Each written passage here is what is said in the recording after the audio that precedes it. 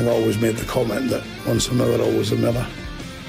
Ravel, ambitious, but brilliant! I don't believe it! I swear I do not believe it! Good Evans, he's done it again. Another promotion for the big man. I've got 12 bottles of champagne in my office and we're going to drink them all night. Do me a favour, drop me off in Rotherham.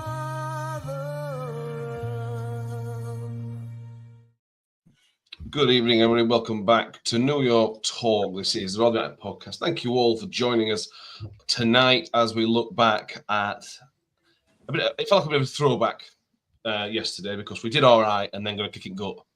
That's a bit of a throwback to some better years, even though this one isn't a better year. But we'll talk about the big incidents from the 2-1 loss away at Reading and where the game was, whether it was won for Reading and lost for us. Mick is back. First of all, how are you doing, Mick? I'm all good, mate. How are you? I'm very, very good, thank you. Tom's back. How are you doing, Tom? Yeah, excellent. Glad to be back. Got top stuff. And we've dug Steve Exley back up. How are you doing, Steve? I'm fine, thanks. You guys? Very, very good.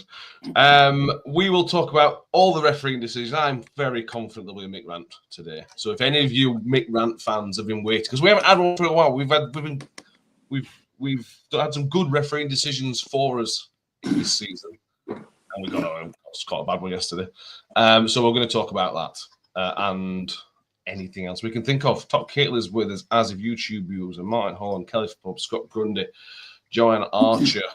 Richard says, evening all robbed, but still only one win in 6. Scott Kent says, even like to say no to Paul 1. We'll talk about that later, Scott. Loads of people with us. Josh Gaspar says, unleash Mick. What we would normally do is go from start to finish in these issues, but the disallowed goal is the talking point of the game yesterday. The goal that was judged to have been offside. Mick, I'm just going to say what are your kind of thoughts and feelings towards it, because the referee seemed confused at the time. When you could see when the players were talking, he was a little bit confused. I think he's been done up by his lino and they've just not communicated really. Difficult one, isn't it? It's a difficult one because I assume that he thinks that Nombe put it in. I assume that's the only assumption that I can make. Although the lino's not seen the deflection is the only other thing, but that would be bad if he's not seen that. The lino can't see it from his position because the lino's on the opposite side. The referee surely can. It's clear that Nombe doesn't touch the ball. It's perfectly clear. Yeah.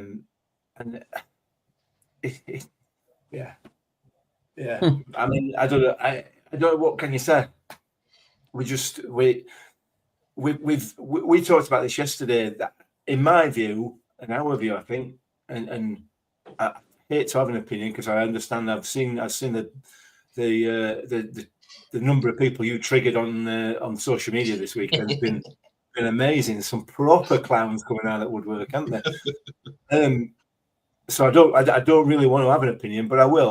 I'll mention it anyway. I can't remember what I was going to say now. Too much build up. Look, it's an own goal. It can't be offside. And he's not interfering with play. That player is never getting to the ball. You and I disagree on this. That defender, if Nombe is there or not, he ain't getting to that because of the deflection it's taken and the pace that the ball's gone in. It's not offside.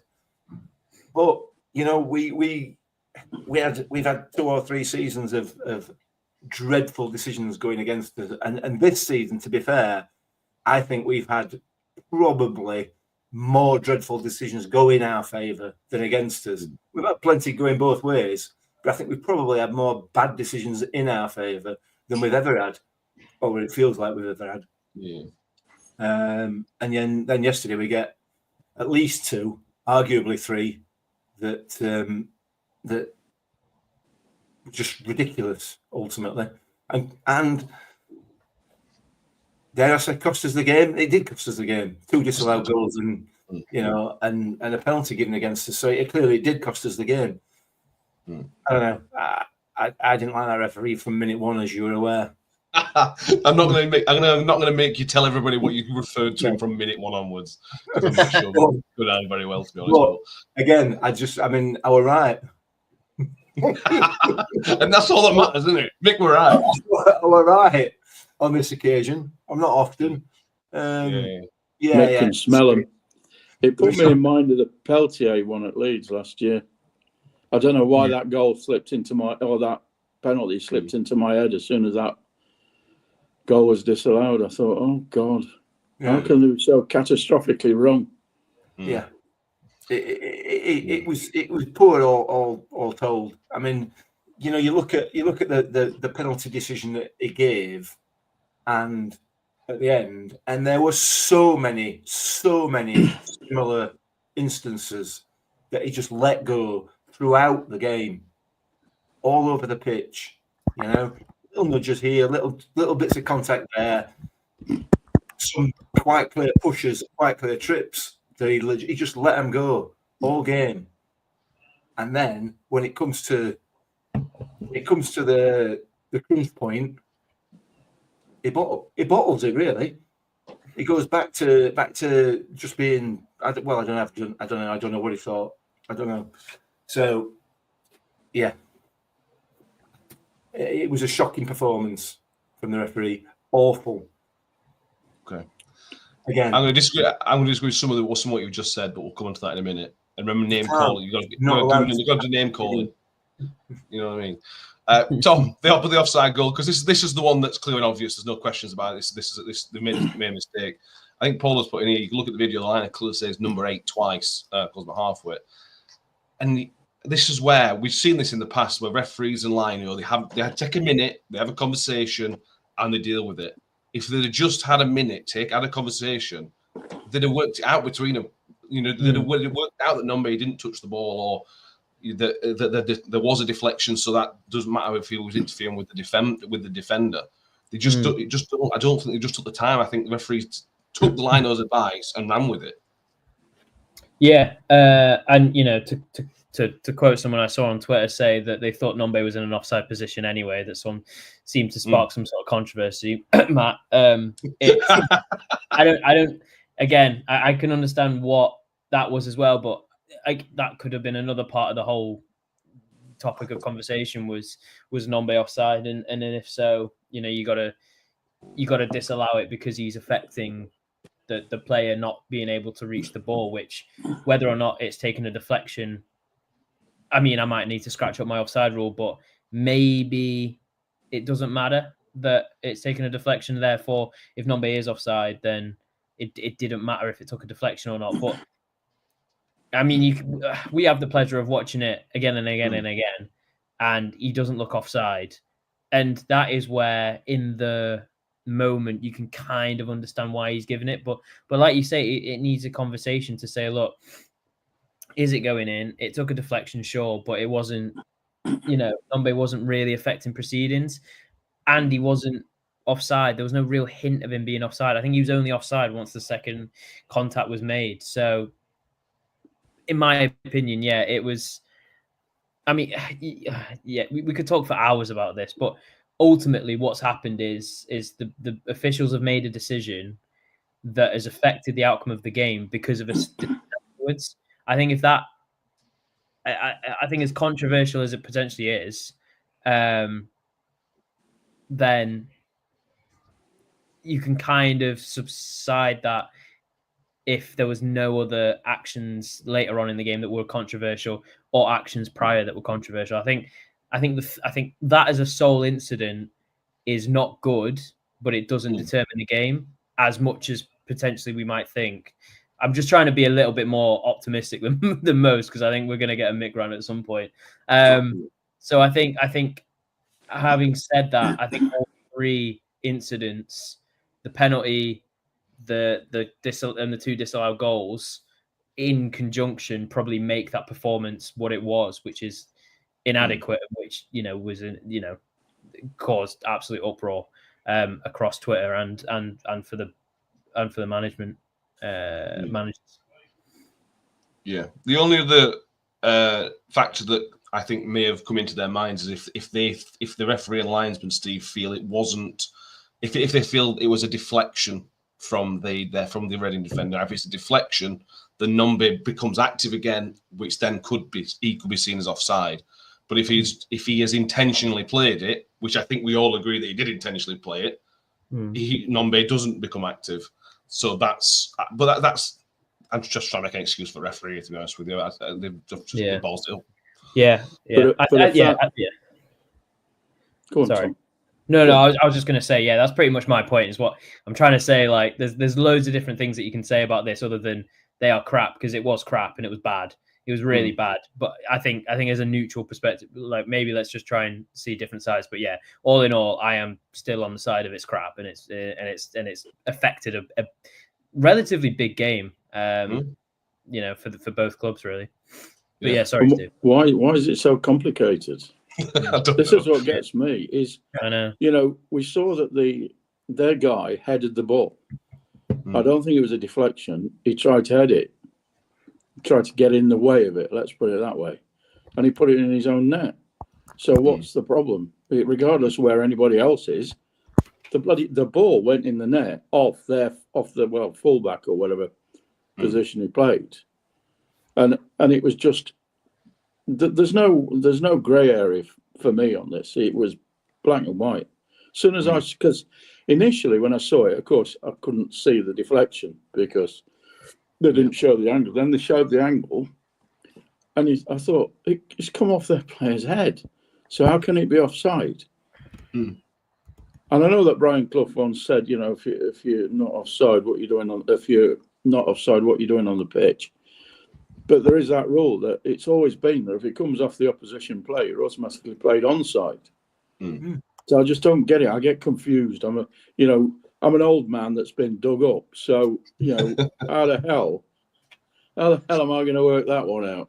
But for me, it was a goal all day long.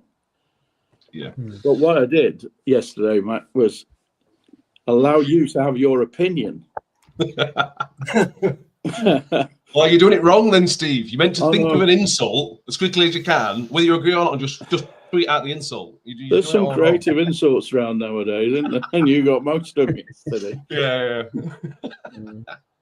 I'm just looking at the other. I presume we're going to go on to them, but each of them. I mean, their goal looks as though it was offside. Their first goal. Yeah. Since then, all right, and you can kind of say, yeah, all right, we get the chance to take a snapshot when the ball's played, and we haven't got VAR.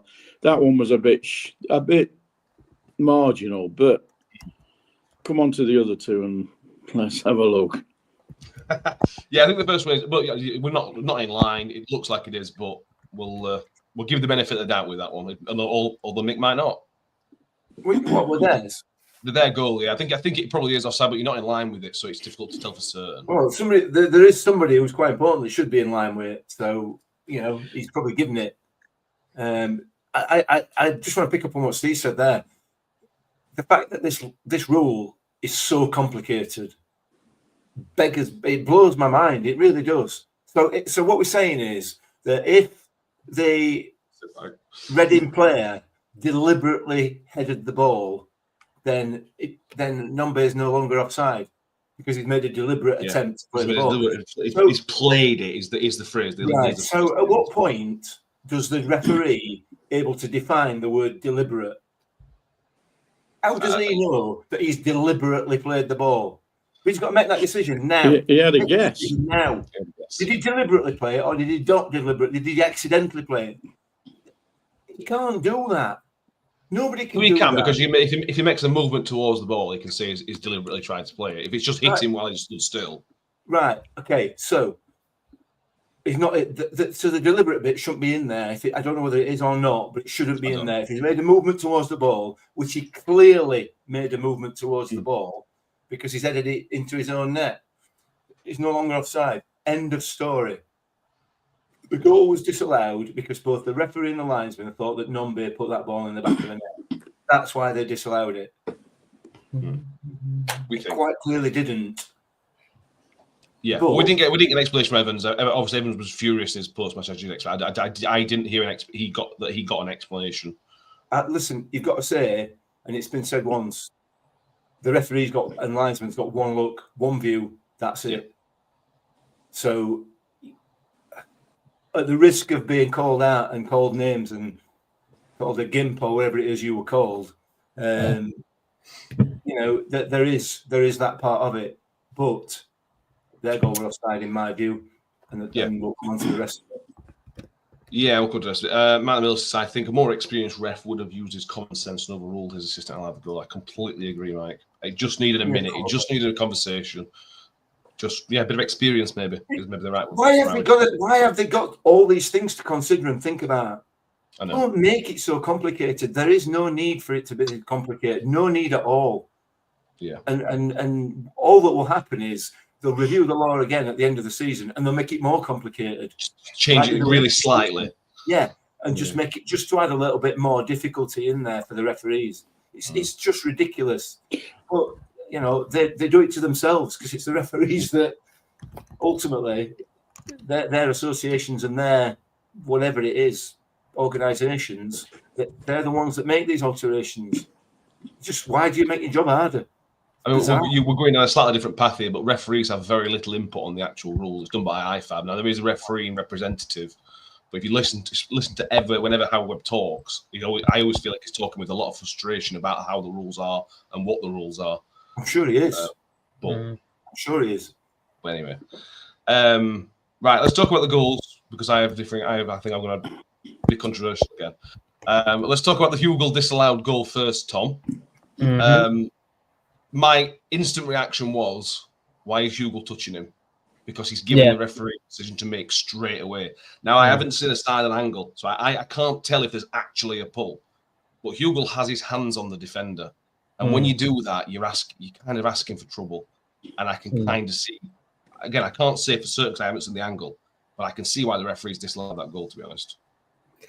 Yeah, no, I think I agree. And it's for that point, clearly, is that he does have his hands on him, whether he's pulling him, pushing him, whatever. He's got his hands on him. Therefore, the referee is going to make a decision.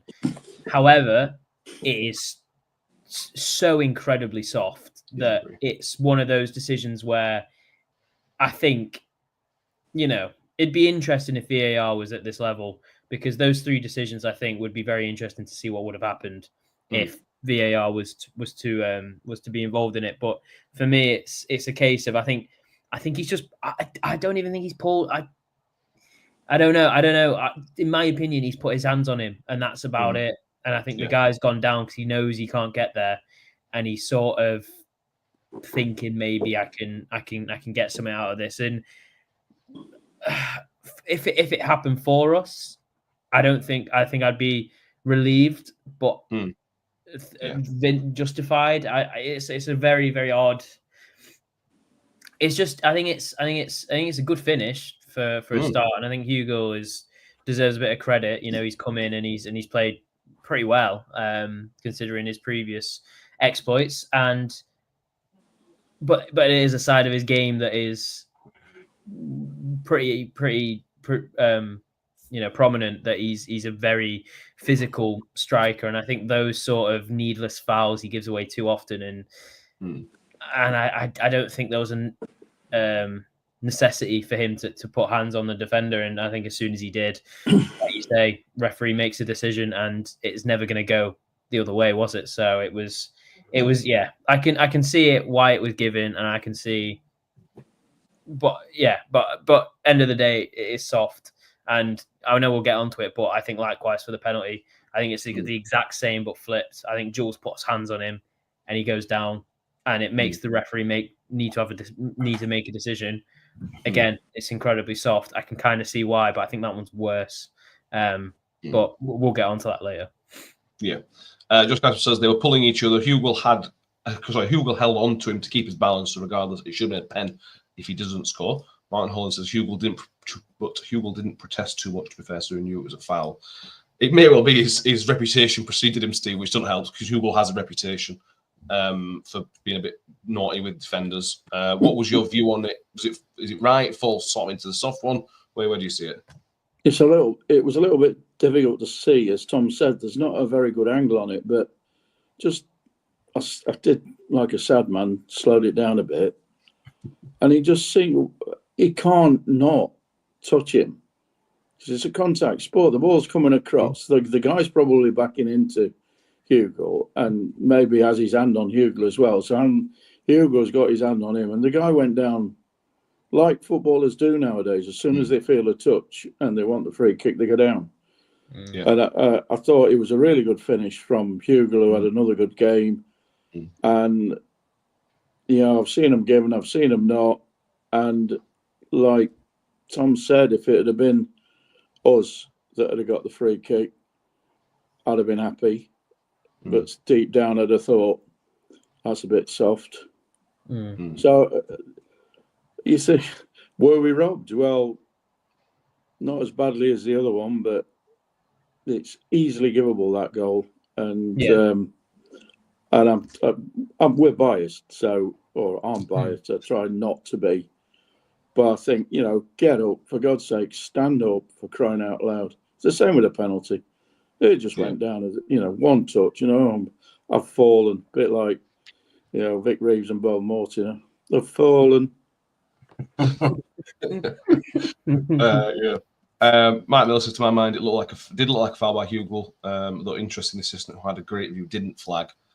Yeah, I mean, do you think? I know it was given for them as a penalty later on, but if that was the other way around, do you think he would give a penalty to Hugill, to somebody with Hugill's kind of reputation and physicality and everything else? Do you think Hugill would have got that decision in the area to get a penalty? Not a hope in hell. Not a hope in hell's chance. And I'll be honest with you, if it's Hugill, I probably won't get it either. Because you know he's like, well, you know, don't you? You know. Yeah. But yeah, it's just, I don't know. I don't know. Again, all I try and console myself with is the fact I've got a little voice in the back of my head that's Mike 61 Miller that keeps saying, referee's only got one look at it. He just keeps saying it in the back of my head. You've got it. You're in my head, Mike. And he has only got one look. But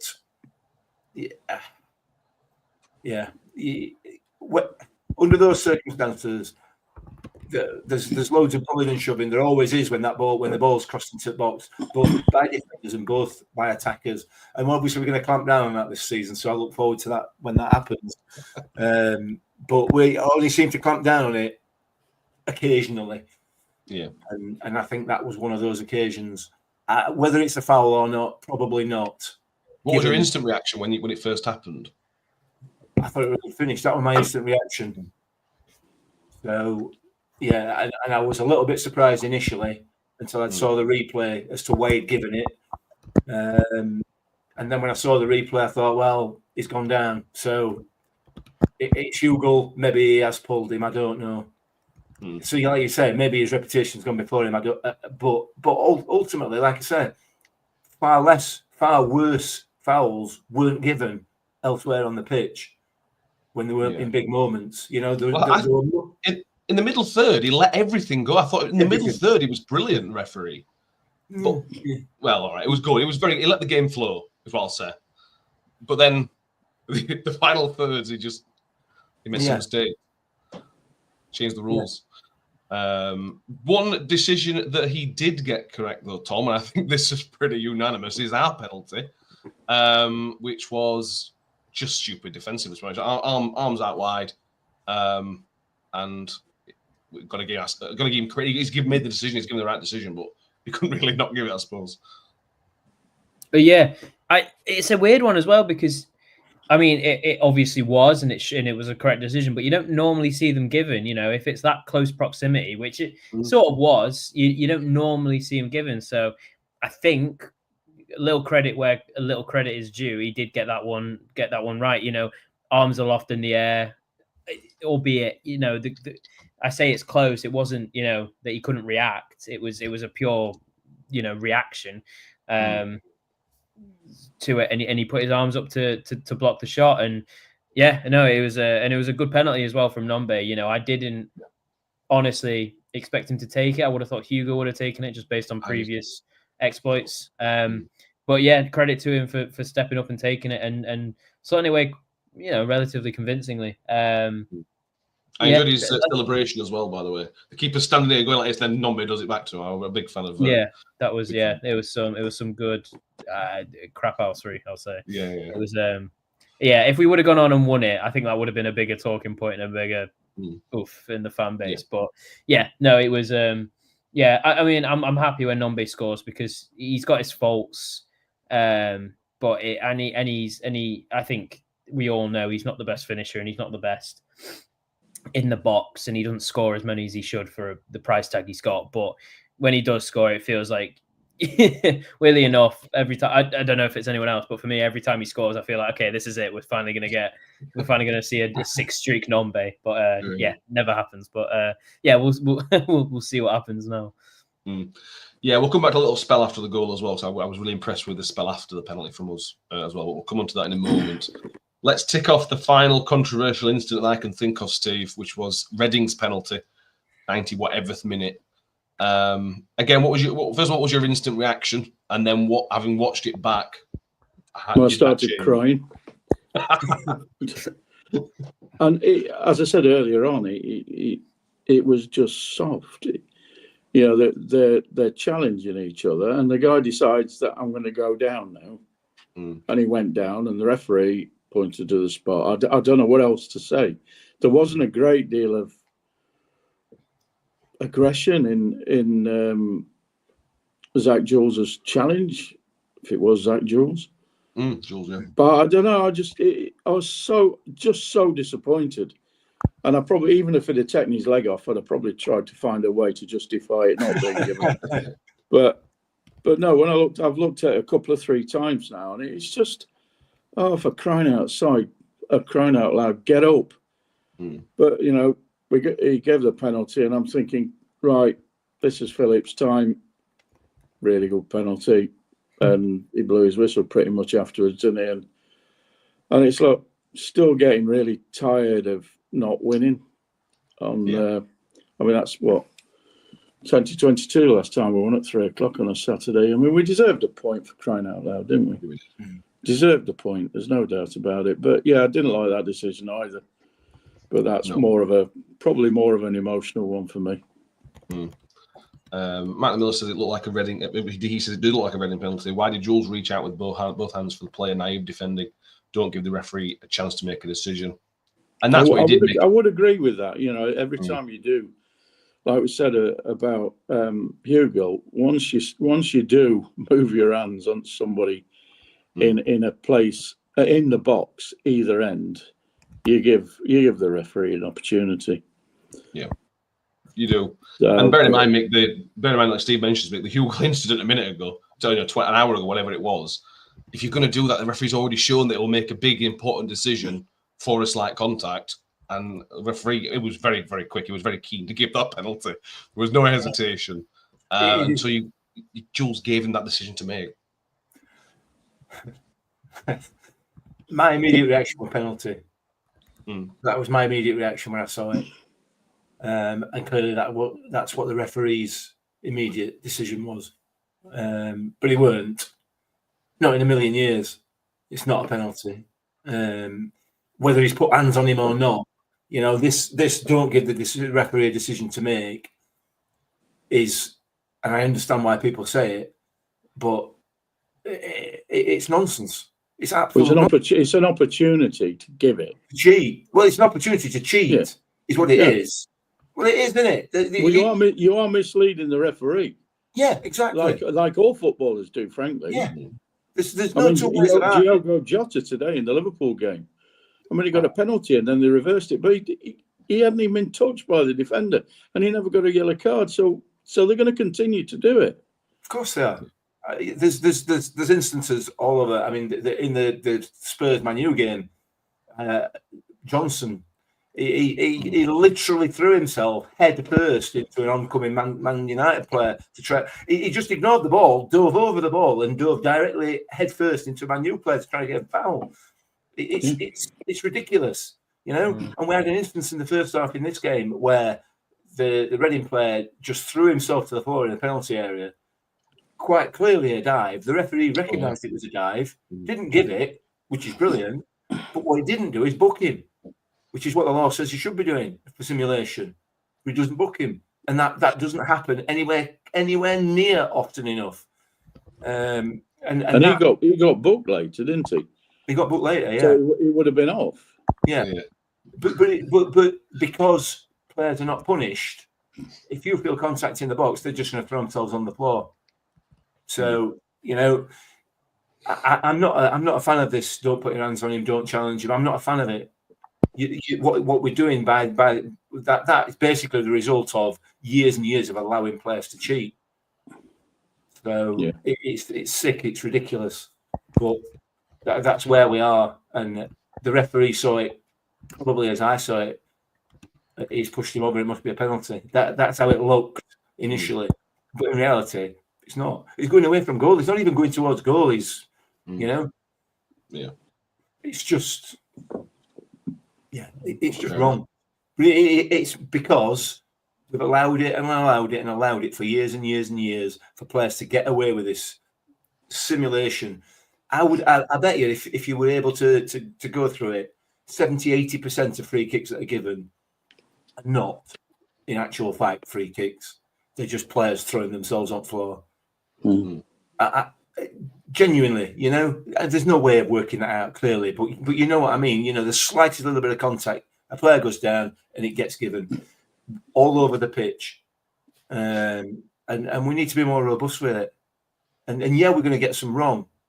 Some players are going to get fouled and they're not going to get given. I accept that, but we need to be far, far more robust with it. But we're not going to do, because it creates talking points, doesn't it? Yeah. Yes. Well, it does. It does. It creates talking points. It creates talking points on social media. It creates talking points on telly. It's just. Gives us McRants. Well, yeah. Well, you look at instance I've just talked about there with Johnson. Gary Neville. We're defending him. And he's watching the same film. He's watching the same pictures as we are. And yet he's saying, "Oh well, he got his foot stuck in turf, and it must." Oh no, he didn't. You saw the same thing I did. But it's normalised, isn't it? Well, all over Twitter, you've got Reading fans, some who agreed that it wasn't a penalty for them when the guy dived, and some that thought it was a blatant penalty. So it's like. Mick's right. It's been normalised to the extent that where you don't actually know what's right and what's wrong anymore. You kind of see it with your own eyes, and then you start questioning. Well, I start questioning myself sometimes, but it's really bizarre. It's like the handball rule. I mean, the offside rule and the handball rule are being made far too complicated. Yeah, they're trying to take away interpretation, but you can't. What's the natural position? Blah, blah, blah. But players have got so good at manufacturing free kicks. So good. And it's all to do with feel somebody's touch, drop down. Yeah. And he won't stop, but it's got to be dealt with, as Mick says, in a more robust manner. Yeah, I agree. John Morrell says, Mick, I'm holding you fully responsible for the quality of referees at this level. For years, I've listened to you bang on about championship refs being worse, and these have come from the blind school. I don't know if anybody's seen the decision in the Birmingham game yesterday where the goalkeeper handles it about a yard outside the area, and the referee line or saw it, which was very funny. A handball, a yard outside area. Yeah, let's talk about that, John. When it's two. You want to talk about that? You want to discuss Championship versus League One? Where Lee Peltier gets a penalty given against him for handling the ball 2 or 3 yards outside the area. Off his head? Off his head even more. Sorry, well, no, but the penalty was given for handball. Well, I know what it was given for. I think I get what John's saying, and I take it on board, but I still think they're better in this league. Yeah, in the Championship, it's way worse. Yes, I agree. I completely agree. The only thing I would say to the referee, and the referee's not probably not watching this, But if I advised the referee would take your time with these decisions a little bit more. Yeah. He was so quick to blow for both penalty decisions and the offside as well. Just take a minute. Stop, just chill out. And I think certainly think they got that. I think the offside decision would have got right in the end had he just taken a minute. Again, I don't think referees listen to fan-led podcasts. That's for refereeing advice, but you never know. We never know. Nick's in the comments asking us to talk about the Danang Go situation. We will do our best to talk about the Danang Go situation, but we have a few other bits we need to cover from the game as well. But we'll come through it. Scott Kent says the club editing Evans' interview taking out him hammering the ref is shocking. His opinion, why be so soft? It needed calling out, and the club bottle it. Do you have a problem with it? First of all, with that, Tom, and also Evans in general? We often criticise Evans, but is he allowed to kind of let one rip at the referee, bearing in mind the decision, I suppose? Should have asked Mick that after he's just done it himself. Yeah, but I'm not a professional, Tom. Yeah, of course. Yeah, none of us are. Look, I mean, there is an ounce of professionalism, of course, but in the heat of the moment, I think a lot of us would have said a lot worse. And I think that's the be all and end all, is that if you are a manager and, as Evans says, a supporter, then after what you feel like should be a win has been snatched away from you based on 3 refereeing decisions, then you would be absolutely furious. So to have a go at the ref, I've only seen what Rotherham have put out, so I've not actually seen what he genuinely said. So I can't comment on what he's actually said because I've only seen the YouTube video and that's been cut out. I thought it was cut out for everything, so I'm gonna watch that after this. But if what he said is just absolutely, it's along the lines of it's inadequate refereeing, isn't it? And sort of, he shouldn't be he's not a League One ref, and it takes one Google search to see that this is like his second League One match. So yeah, Evans is genuinely correct in his staying, and again, there was obviously an ounce of professionalism that needs to come with being a manager and being able to talk, but also it's football. You get caught up in the moment, and whatever he said with a little bit of fact behind it and a lot of passion driving that. And no, I don't mind it. Basically, end of point. No, I don't mind it. I think he's in his own right to say it. I think there's certain things that he probably can't say. I don't. Oh, that was the thing. He didn't mention his integrity. He just mentioned that he wasn't very good. Yeah, and I think that is genuinely funny but fair. I don't think he at one point said he cheated. He did this. He made the game so that Reading won. He just said, I think he's done the best of his ability, but I think his ability isn't League One level. And I think that's pretty fair. I think I think most fans would have said a lot worse. So for a manager to say that, if he gets fined, I'd be upset. I'd be disappointed because I don't think he's actually said anything. He's just made a factual statement about what he thinks. If he would have said that about one of our players, fair enough. Fire away. If he would have said, look, their commitment's there, but they're not good enough for League One level, then you say, you know what, fair enough. If he thinks that, he thinks that. I don't think there's anything wrong with what he said personally. Sorry, it took me a while to remember. I remember seeing the headline now. I didn't actually see the interview, but I do remember seeing the headline. Fair enough. What I would say in terms of the club editing it out, they do this for what I think is non-controversial stuff. On the Friday pre-match presser, the club cut out Steve Evans talking about Ollie Rathbone. And Steve Evans said to Radio Sheffield that Ollie Rathbone, one of the reasons Ollie Rathbone left was because Ollie Rathbone thought we were going to get relegated. Now, for some reason, the club decided to cut that out of the YouTube video. It was like literally 10 seconds at the end. Now, obviously, you can see when somebody cuts something out. I don't really know why they cut that out, to be honest with you. It's an interesting point. No, am I right that they should have done that? Am I wrong? Well, I saw last night that I think the Radio Sheffield interview is about 7 minutes long. And when I first saw the YouTube one, it's about 3.5 minutes. I thought, crikey, this is a bit short. Yeah.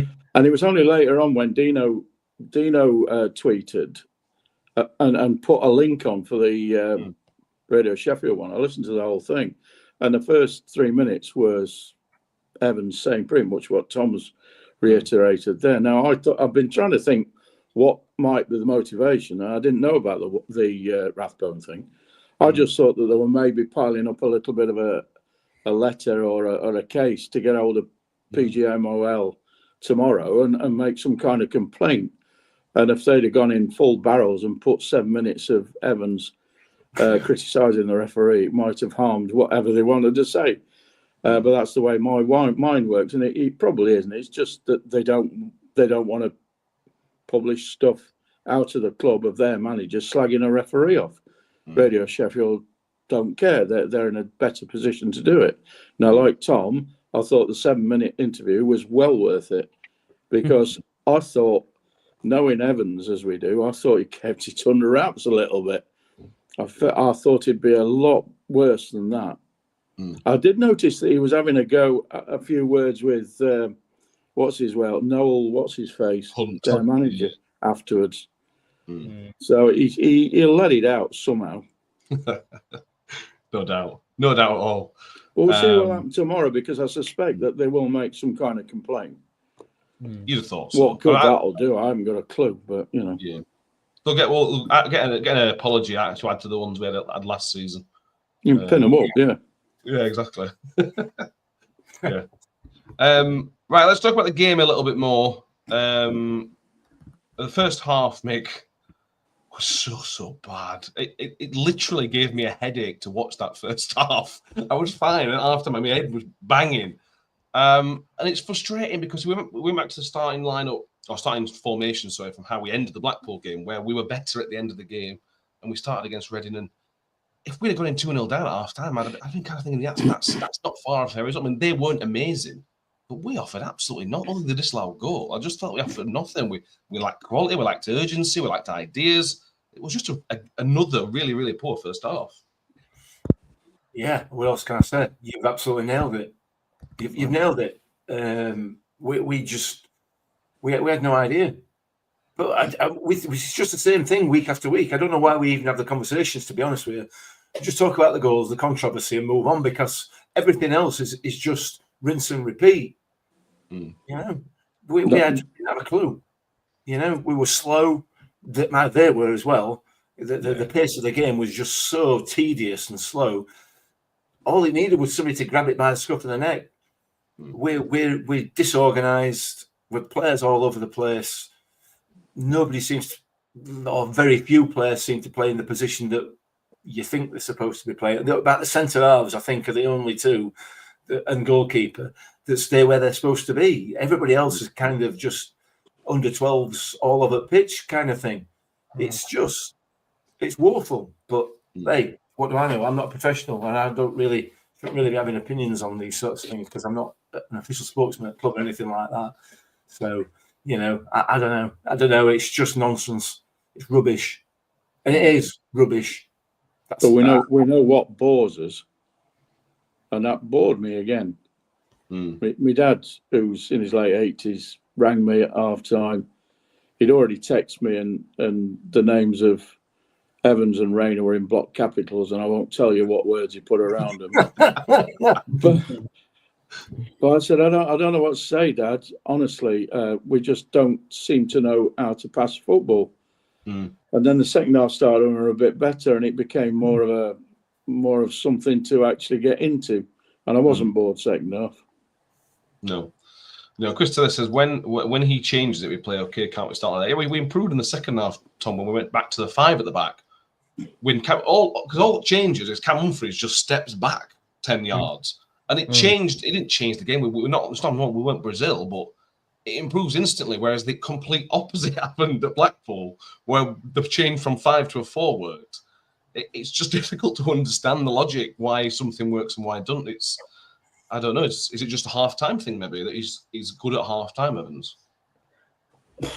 I mean, it's a great question, because I'd argue, to the second part, as a completely separate point, yeah, I think Evans is probably good at halftime, and I think no matter what happens, if you change the shape, if you change I don't think a lot of the tactics is down to. I think Evans is probably very good at getting a response from his team. If he's seen a lot of bad stuff in the first half, he'll expect a lot better in the second half, and I think that's a staple of him as a manager for the past 10-15 years. In regards to tactics, it's difficult to say, because we don't seem to have any. It's this whole look. You've dropped Cameron Humphreys from centre mid position to a centre back position, and suddenly the whole game's opened up. I don't think it's as easy as that. I think it's getting them more involved in the play and allowing certain players to thrive in certain other positions. You know, I think if you want to talk tactics, you talk moving Odoffin into midfield and sort of how that changed the game against, was it Cambridge? Off the top of my head, yeah. Okay.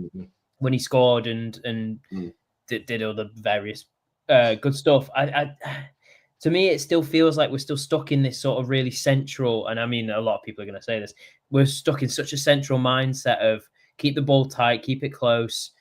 Let's not let's try and press high, and it's the issue is that all of our chances that came, I'll say 3 chances, big chances that came, the 2 goals and the penalty, all came from wide positions, and it's getting to the point where it's not surprise. It's sort of it's just highlighting what we're good at, and the 5-4 whatever doesn't matter if you're not going to exploit wide areas and you're not going to exploit where your strengths are. Being a wide team doesn't necessarily mean that it's, you know, you're the best football team or whatever. Like, you don't need to be able to play with width to be good, but the way that we play now and the players that we have, it suits width, and the fact that we're still moving between this 4 and 5 back that is, if we're being completely honest, not doing much. I don't think I mean, I can't talk a lot for what actually happened in that game to make it so much different, but I just think it was a lot more direct. It was a lot more, not direct. It was a lot more. There was a lot more action behind. There was more energy in it. Yeah, and there was more energy, which again comes down to what I think is an Evans team talk that is probably what are you know, in much more aggressive words, what are you doing?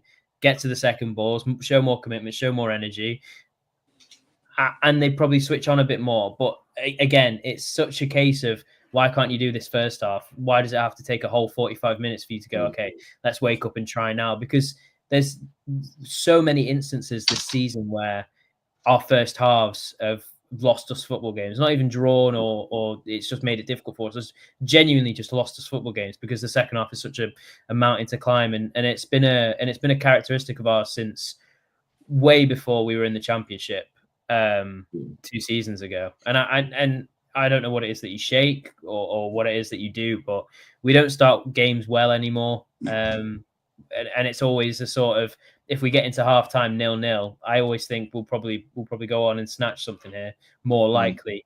Same as if we went in 1-0 down. Weirdly enough, I still back us in the second half, and it shouldn't be a case. It should be, you know, you're done and dusted in the first half. But I guess that's just how managers operate, and I don't think ours operates with a big, tactically, let's outclass them first half and then let's see what they've got second half. I think it's more of a, let's suss them out and not concede many first half, and second half, let's have a go, I guess. Which, happy or sad, sometimes it works.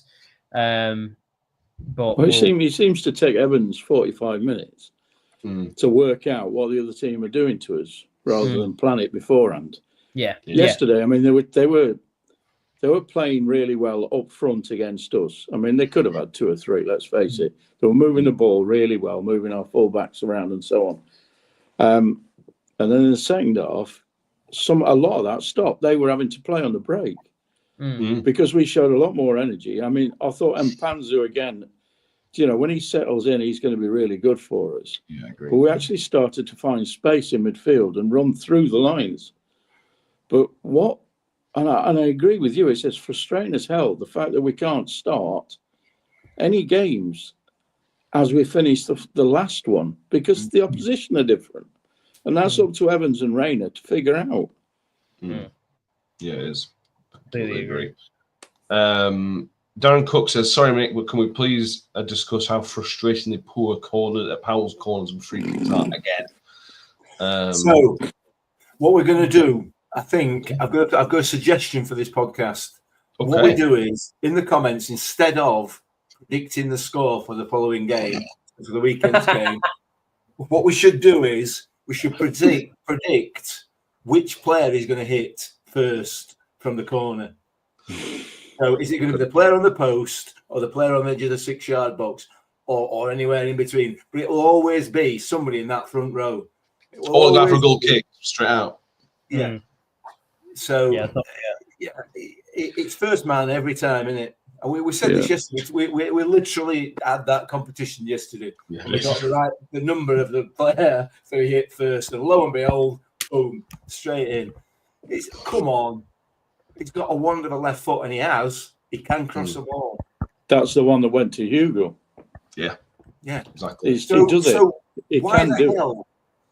Why the hell is it when we have a corner, it's either front post, first man, defender, or it goes out for a goal kick of a back post. It's the same with free kicks, though. It can't take a free kick when it's not moving. The ball's not moving. I don't get it. So I don't. When it's an open play, everything's a bit better. And when it's a stationary set piece or a stationary corner, it's not very good. When it's laid off to him, he then improves it. I don't get it. I feel really bad because there are times when he really impacts a game and plays really, really well, and he's quite clearly a very, very good player. However, don't as manager, please don't sell him to us as somebody who's a set piece maestro, because he ain't. His set pieces are by and large just as good as anybody else's. They don't stand out. Much better. Well, yeah. They don't stand. He doesn't stand out as a set piece specialist in any way. So, yeah, he did the same yesterday again, and I'm sure come Saturday, we'll be in the same position. I'm not slating and saying he's a bad player, because he's not. He's quite clearly not, and he puts the effort in. He covers a lot of ground. Unfortunately, he don't cover the wide ground, which is arguably, if he's playing on the left side of this so-called diamond, that's what he should be. But he's a good League One player. But his limitations are that his set pieces are just bang average most of the time. He's got some improvement. If he wants to make a step in his career to be the next level of player, he's got a big step up to do. Oh yeah. And that sort of thing it should be practice led. Yeah, it shouldn't be impossible, should it? Because he does it from time to time. Exactly. Yeah, and every other aspect of his game is arguably quite well rounded for a centre mid. I think if he's taken off set pieces and you have someone who can put a ball in, you're probably arguing that Powell is our most consistent / best player this season. But with him on set piece delivery and corners, you look at him and you think, Jesus Christ, it's just awful. Yeah. Josh Caswell, I miss Clucas and Cafu set piece. Imagine Clucas in this team. We're threatening centre halves in box and threatening attackers. Cafu's were better in my. Well, Cafu's was very good. Cafu was a class player. He just was in the wrong league. Yeah, and the wrong team. Scott Kent says he's no Ben Pringle, is he, the lad? No, he isn't. That's right. This is why it was stupid. Evans compared him to Ben Pringle. Stop comparing him to other players. It's never very. He kicks it with his left foot. Steve. That's the manager's thoughts on that. He can kick the ball with his left foot. So there you go. And he plays in middle-ish. So there you go. Couple more bits on the game before we move on. I think we should credit our reaction to our goal, Steve, because after we scored the penalty, I thought we were better in the second half overall, but for 10 minutes, 15 minutes after our goal, I thought we were excellent. And I just thought we were going to go take the game away from them. We should have done with the second goal, with the offside goal disallowed. But I thought we managed, when we got that momentum, I thought we used it pretty well, and we're unlucky not to take the game away from them. Yeah, absolutely. I mean, we were winning second balls all the time, which is where this energy thing comes in. And that's why it's so frustrating in the first half when we look apathetic and stodgy. All of a sudden we were on them. Every time the ball went to their player, there were the people closing them down. We were getting hold of the ball, and we were actually moving it fairly quick. Because again, another criticism of our play is a lack of pace. So yeah, I did enjoy that 10 or 15 minutes, but it's just small fry, isn't it? Small pickings or whatever you call it. When you have to, I get quite excited about 15 minutes where we're on the front foot. We should be on the front foot all the time. But yeah, it's a shame that goal wasn't given, the one for the offside goal, because we would have gone on and won that game, I think. But after that, it died off. And it died off because, well, one of the reasons was I think we sort of get tired and they got on top of it because we're not fit enough. And then he put Johnson Clark-Harris on, which just basically stopped the whole thing because he's got no mobility. So for about 15 minutes, I would agree with you. I thought we did okay. It was back to, I like this. And then it became stodgy again. It did, yeah. Let us talk about the contrast, Mick, in Jordan Hugill and Johnson Clark-Harris. Jordan Hugill has come in for a massive amount of criticism, and most of it's justified, to be fair, for Jordan Hugill. I'm not going to list everything that he's been bad for this in the last 18 months or so, but he's been very, very bad. Yesterday and Tuesday, significant improvements. Yeah. And when Johnson Clark-Harris came on, that shone a light on how much better Jordan Hugill was. Because, go on, I'll just let you take it from there, mate. Because I feel I don't know what else to say without feeling like I'm digging the club captain out. Yeah, difficult one, isn't it? Difficult one because he's been out for a while, and that's it. That's as much as I've got. It is a bit. I don't know what else. There was a point yesterday where. Yeah, there was a point yesterday where it's a bit harsh because he has been out, hasn't it? Yeah, but you can't not see what you saw. No, it was like there were a point yesterday where the ball were on their goal line and he was trying to keep it in, and it reminded me of when I was a kid and my granddad trying to kick a ball on the beach when penny floaters in wind. You know what I mean? His leg was swinging, ball were going one way, leg went another, and then he only overbalanced and he tried again and missed it again. They were like, "What on earth are you doing?" Yeah, I'm sure if he looks back, he'll think back to that because I'm as a player, I'm sure you would, and just think, "Oh my God, I hope nobody saw that." Yeah. Listen. We've covered Johnson Clark-Harris, haven't we? We've covered him many times, and Hugill's performances for me, like you quite rightly said there, Matt, I've shone a light on the fact that Clark-Harris is a bit of a one-trick pony. Yeah, and unfortunately, the trick that he's really good at, we don't play. The trick that he's good at, i.e. giving him the ball in the box, either from a cross or putting it to his feet in the box, we don't bother with that. You know, you spend money or you spend money on wages on a player who can score goals at this level, and then you play in a completely different way that doesn't suit him. I don't know. But yeah, you're right. Hugill's been so much better. Yeah, he deserves his place. I don't know whether he'll change it with Wilkes being fit again next week, to be honest. But Hugill deserves his place. Mark the Miller says it. Me, or does Hugill look like he's lost a pound or two? I think he looks fresher. He's still not got the pace. I don't think he's ever going to get that pace back.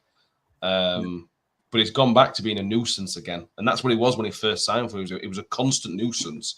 And like I said, if he had a kinder referee, he would have scored. And if his different referee on a different day gives that first goal.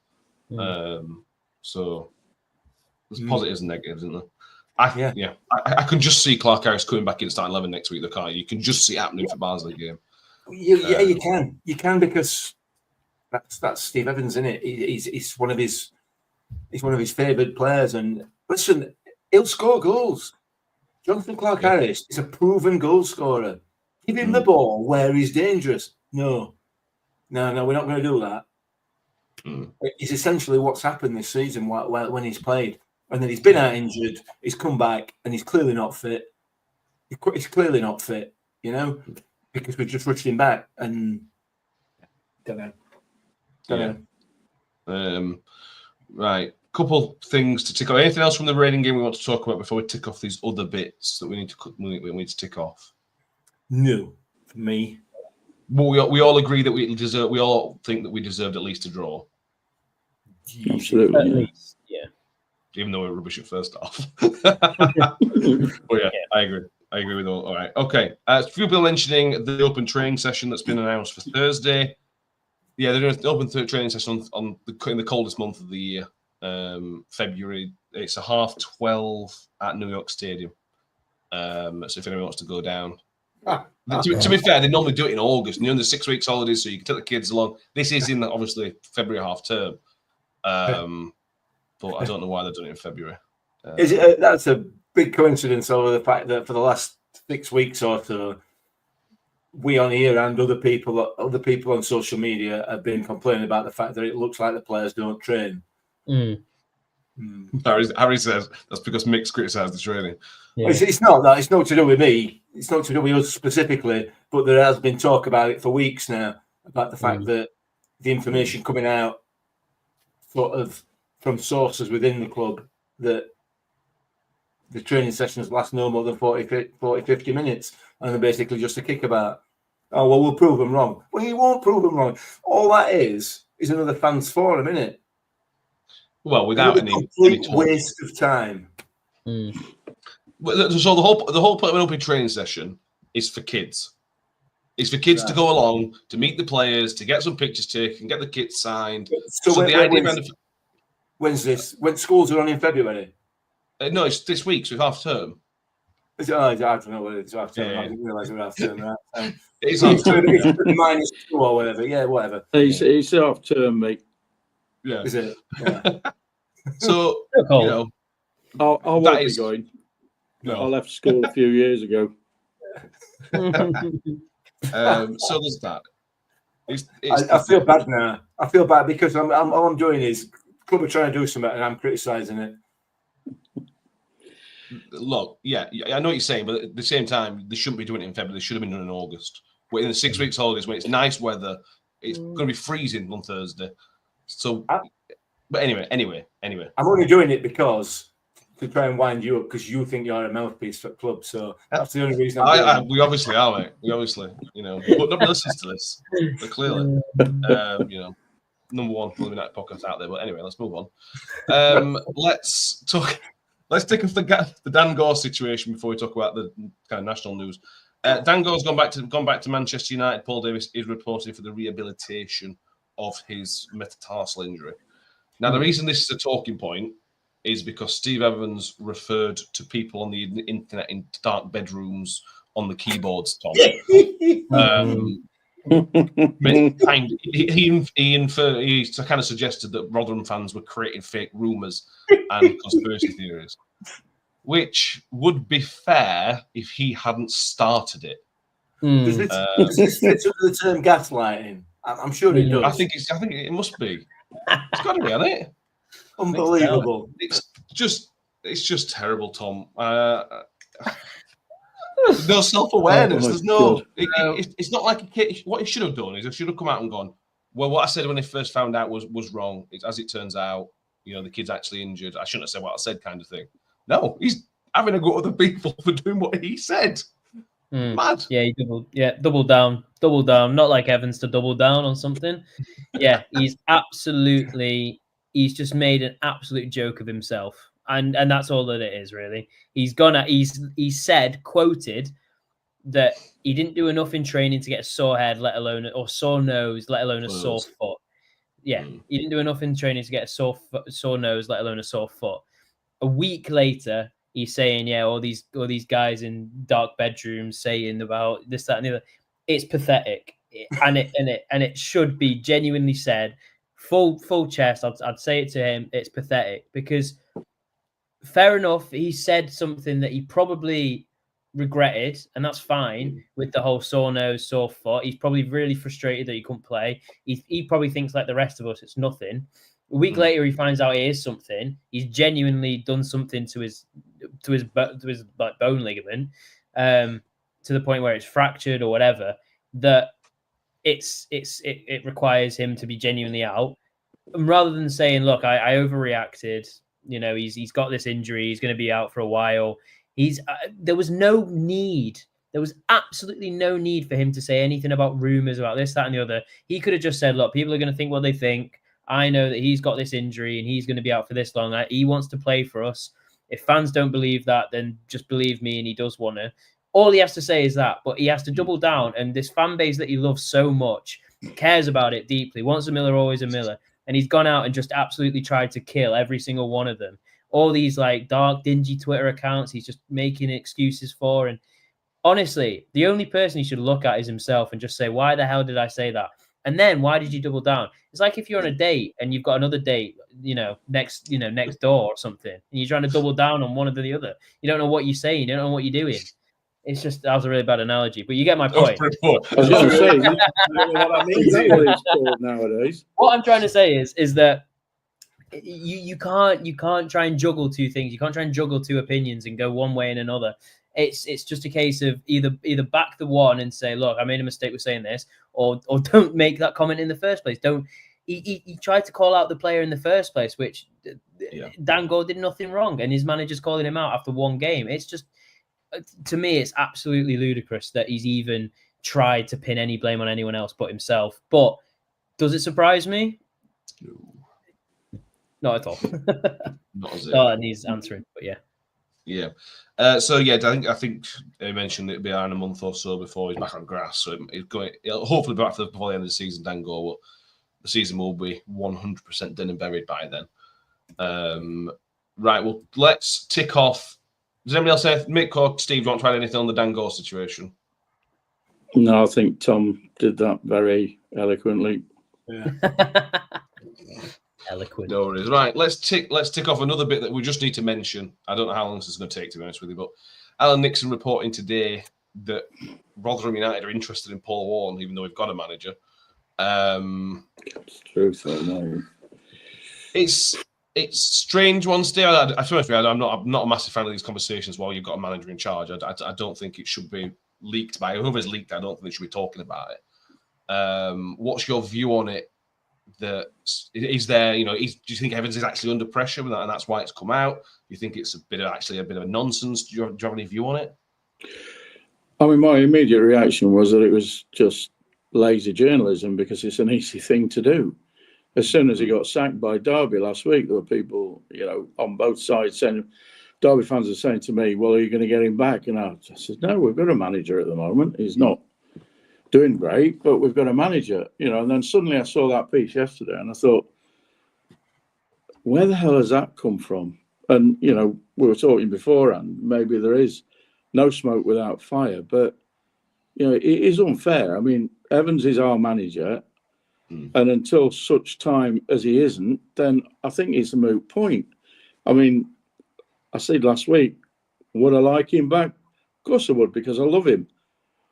As a manager, let's put it that way. And then would it be right for him to come back? Well, possibly not, because it doesn't always work coming back, as is being illustrated currently. Yeah. And thirdly, would he want to come back? I mean, he's just had 2.5 years or whatever it is at Derby. And Derby is a big club. It's very irritating because I live amongst them. But it's...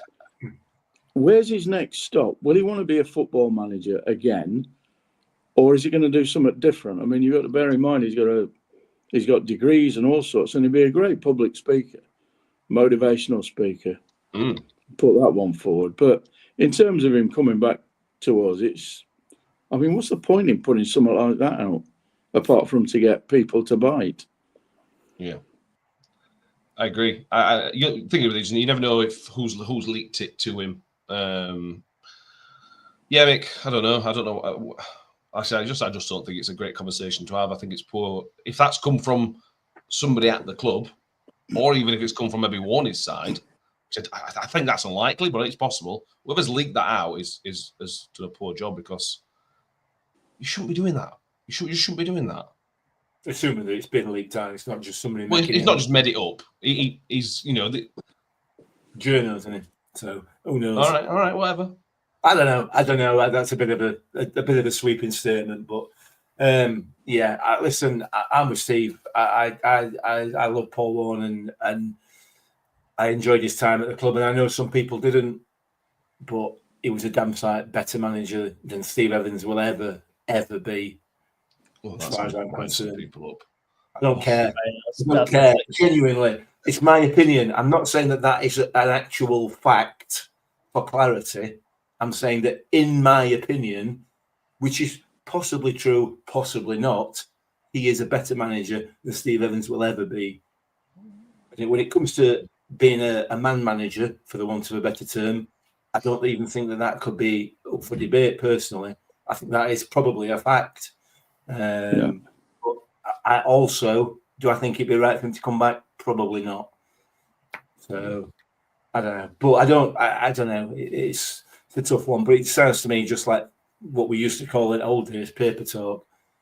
So, fair enough. Would you like us to call you some names for having an opinion, or shall we keep that for later? Well, what you could probably do if you want, if you want to take the heat off yourself, just clip that little bit without the explanation as to my opinion and everything else. Put that on social media and see if somebody comes up with a more original name than the ones that you got called. Honestly, I don't care. Yeah. I know what you're saying. Look, you look at. I don't want to go down the path of comparing Evans and Warren, to be honest with you. No, it's not. It's not. Listen, it's not a route that we should be going down because there isn't one. No. We'll do that, in my opinion. But does it maybe suggest, Tom, to take Warren out of the conversation completely? Does it maybe suggest that Evans is actually under a bit of pressure here? Because 1 win in 6 games, we're 15th in the league, close to the relegation zone of the playoffs.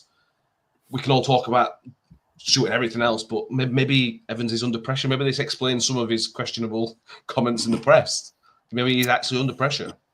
Yeah, I think it'd be silly to even before this link, because it's credit to, if it is, some words have been spoken, fair enough, but it is an easy link. It is a really easy link to say that we've lost. It's quite easy to go, oh well, it's quite easy to get a little connection from journalists. I'm not saying he's lying or whatever, but it's quite easy to say, well, maybe Warren's back in the picture. But I think before that was mentioned, you probably would argue that Evans is probably one of the most under pressure managers in the league, because not even it's tough, because obviously the players have been underperforming, but the players that we have should not be in the position that we're in, especially this 1 win in 6.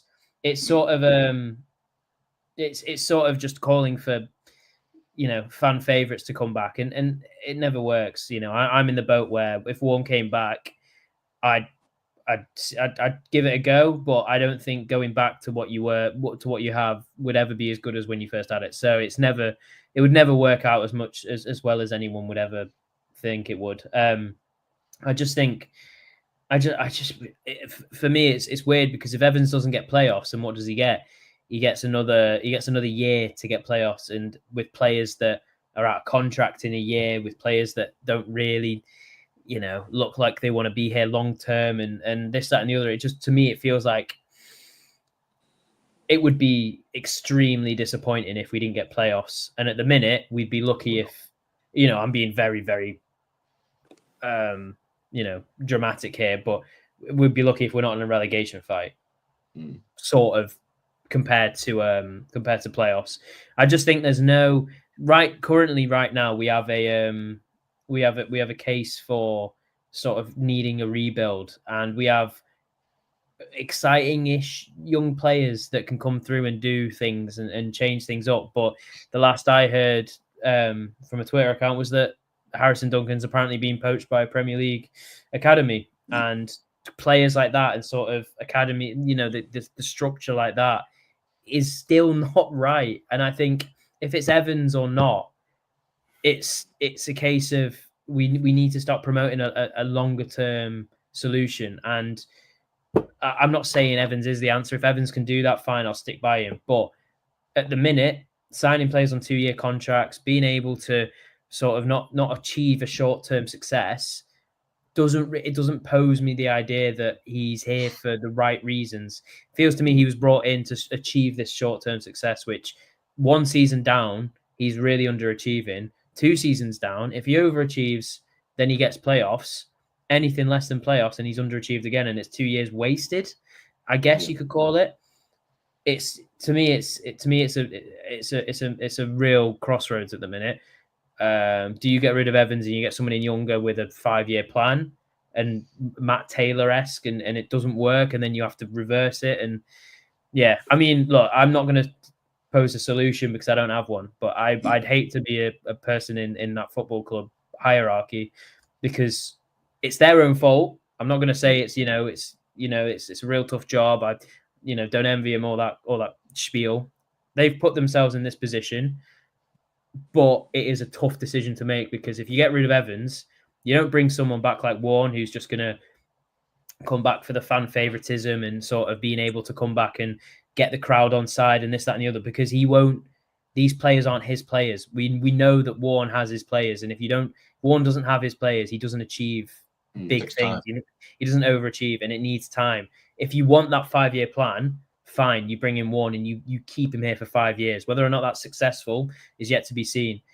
Other than that, you got to bring in someone that sort of, we can talk all day about the sort of McKennas and the et cetera, who have been plucked from sort of nothingness, relative nothingness, and brought in as a first-time manager. The Matt Bloomfields, etc. And it's just something that's. It's a real difficult crossroads. We've got good academy players that look like they're leaving for nothing, and we've got no real long-term future. In my opinion, something needs to change, and that needs to be either Evans' outlook or Evans gone. And who we bring in, I'm not sure. But for me, it's sort of where my head's at the minute. Fair enough. My opinion on Evans is I don't think Evans lasts the season. I think if Evans doesn't get the playoffs, which he's not going to, I don't see why he would be kept on. Stuart's put his money on him. Stuart can't back him again to finish 15th again. We can't do that. Stuart's a very impatient man. You can say what you like about him. He's a very, very impatient man. He will want us challenging at the right end of League One. And has Evans done enough to warrant a second chance at that, really? I don't think he has. And we know how impatient and demanding that Stuart can be. That's why a lot of managers can't work with him. I don't think Evans will make the end of the season. But I've been wrong before, and I'm sure I'll be wrong again. Get some insults in for it next time, yeah? Anything else that we need to mention tonight? No, you've got no information that you need to impart to us on behalf of the club, Matt, at all? Being their mouthpiece, I assumed that you would. I'll check my emails. No, there's nothing on here. No, it's a shame. No. Martin's just said special mention to Jamie McCarthy, who scored 2 goals for Rangers today. Bearing in mind his heart. Watched it. Yeah. I watched it. It was a bit unlucky on both, I think. But yeah, it was. I'm glad he didn't do that for us. That's true. Right. This week is obviously the Saturday. Next Saturday is basically the only meaningful game left of the season with the South Yorkshire Derby at home to Barnsley, which is a sad thing to say in February, but it basically is the case. So we will be back on Thursday. We're going to send Mick to the open training session just for laugh. That'd be hilarious. Excuse me. And then Thursday evening we'll be back. So we're going to preview Barnsley coming to New York Stadium in the hope that it can't be as bad as it was at Oakwell, in the real hope that it can't be as bad at Oakwell. We are going to speak to Red All Over for the scouting report. That'll be out on Friday as normal, but we'll talk about that on the next episode on Thursday. Make sure you have subscribed. We're just doing YouTube at the moment, and from now on it'll just be YouTube. So make sure you've subscribed if you haven't done so already, and give the video a thumbs up because that helps the algorithm and all that balls. If you are listening on iTunes and Spotify, make sure you have subscribed or followed whatever your platform allows you to do, and give us a 5-star rating again where it allows you to do so. Mick, Tom, Stephen, thank you very much for being with us tonight. It's been fun. I'm not convinced fun's the right word, bearing in mind the game we had to talk about. Nevertheless, I have enjoyed it, and I hope everybody else has enjoyed it. We will see everybody next time, which will be Thursday. Thank you all for watching, and we'll see you all Thursday. Up the Millers. Up the Millers. See, in the private chat, I said, Matt, can you do buttons? And he went, yeah, no problem. This is why, you see, this is why you get all this abuse on social media, because you're just not up to the job, unprofessional. Oh God. Mick's gonna press buttons now. We'll see y'all next time. Up the Millers. Up the Millers. Of the Millers. I think I always made the comment that once a Miller, always a Miller.